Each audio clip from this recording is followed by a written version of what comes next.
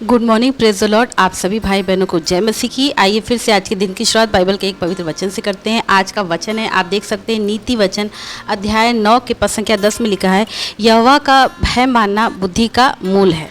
जैसा कि वर्तमान युग कंप्यूटर का युग है और मनुष्यों ने कई प्रकार के आविष्कारों के द्वारा अपने ज्ञान को, बुद्धि को और बल को विकसित कर लिया है, लेकिन बाइबल दो प्रकार के ज्ञान के विषय में बताती है। पहला है मनुष्य का ज्ञान और दूसरा है परमेश्वर का ज्ञान।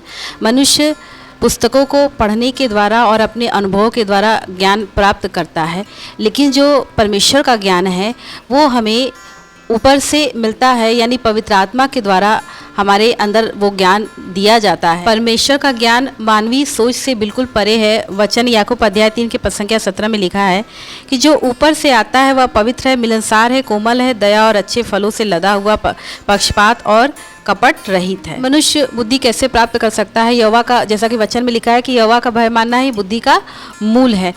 एक तो वो ईश्वर के भय में रहते हुए, ईश्वर का भय मानते हुए, पवित्र भय, वो बुद्धि को प्राप्त कर सकता है। और दूसरा है कि जब वो पापों से घृणा करता है, बुराइयों से दूर रहता है, पापों से बचता है। वचन में लिखा है कि पाप को देखकर ऐसे भागो जैसे कि सांप को देखकर भागते हो, क्योंकि यदि आप पाप उसको देखकर भागेंगे नहीं, यदि आप पाप से अपने आप को बचाएंगे नहीं, यदि आप पाप से खुद को दूर नहीं रखेंगे, तो वो आपको सांप की तरह डस लेगा, डंक मारेगा। यानी पाप के द्वारा आपके जीवन में अंधकार और शैतान और दुष्टात्मा और शैतान के सारे जितने भी बंधन है वो सब आपके जीवन में कार्य करने लगेंगे। तो इसलिए हमें, एक बुद्धिमान व्यक्ति इन सारे बातों से दूर रहता है, यानी वो पाप से दूर रहता है, कोशिश करता है कि वो पापों से बचे, कोशिश करता है कि वो बुराइयों से दूर रहे। और यदि प्रभु आपके साथ है तो आप इस कोशिश में सफल भी होंगे।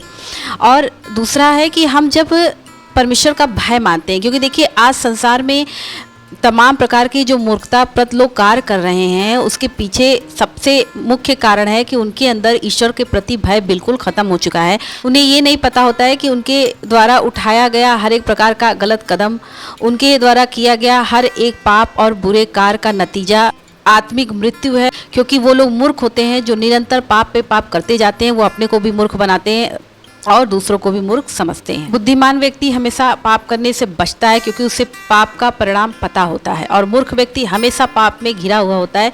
तो यदि हर एक व्यक्ति बुद्धिमान होना चाहता है, प्रज्ञावान होना चाहता है, तो उससे क्या करना है? पवित्र आत्मा से परिपूर्ण जीवन व्यतीत करना है, पवित्र आत्मा में बने रहना है और परमेश्वर का भय अपने जीवन में, हमेशा परमेश्वर के भय में चलना है। क्योंकि जब हम परमेश्वर के भय से दूर होते हैं, क्योंकि ये ठीक उसी प्रकार है जिस प्रकार जब बच्चे अपने माता पिता के भय से दूर हो जाते हैं तो वो हर एक प्रकार का गलत काम करते हैं जो उन्हें नहीं करना चाहिए और जो उनके भविष्य को ख़राब कर सकता है, उनके जीवन को, उनके हर एक प्रकार के आनंद, शांति को, सब कुछ को वो बर्बाद कर सकता है। सुलेमान राजा सबसे ज़्यादा बुद्धिमान राजा माना जाता था और था भी, तो क्योंकि उसने ईश्वर से क्या मांगा था? बुद्धि मांगा था। और हमें भी ईश्वर से क्या मांगना है? बुद्धि मांगना है। इसलिए हर एक मनुष्य यदि बुद्धिमान होना चाहता है सुलेमान राजा की तरह, तो सर्वप्रथम वो प्रार्थना के दौरान अपने लिए बुद्धि मांगे, प्रज्ञा मांगे, ज्ञान मांगे, जो कि इस पृथ्वी का नहीं बल्कि जो कि ऊपर से उतरा हुआ ज्ञान है, जो पवित्र आत्मा के द्वारा दिया हुआ ज्ञान है, जो जैसा ज्ञान प्रज्ञा प्रभु हमें देते हैं। और बुद्धिमान व्यक्ति धनी व्यक्ति और बलशाली व्यक्ति से ज़्यादा पावरफुल होता है,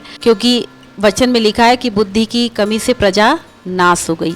यानी मनुष्य के अंदर यदि बुद्धि और प्रज्ञा और ज्ञान की कमी है, जो हमें ईश्वर की ओर से मिलता है, यदि उसकी हमारे अंदर कमी है, तो इस कमी के द्वारा हम अपना भी जीवन नष्ट कर लेंगे और दूसरों का भी जीवन अपनी संगति में रख के उसका भी जीवन नष्ट कर देंगे। क्योंकि वचन के अनुसार यीशु में परमेश्वर का धन ज्ञान और बुद्धि है।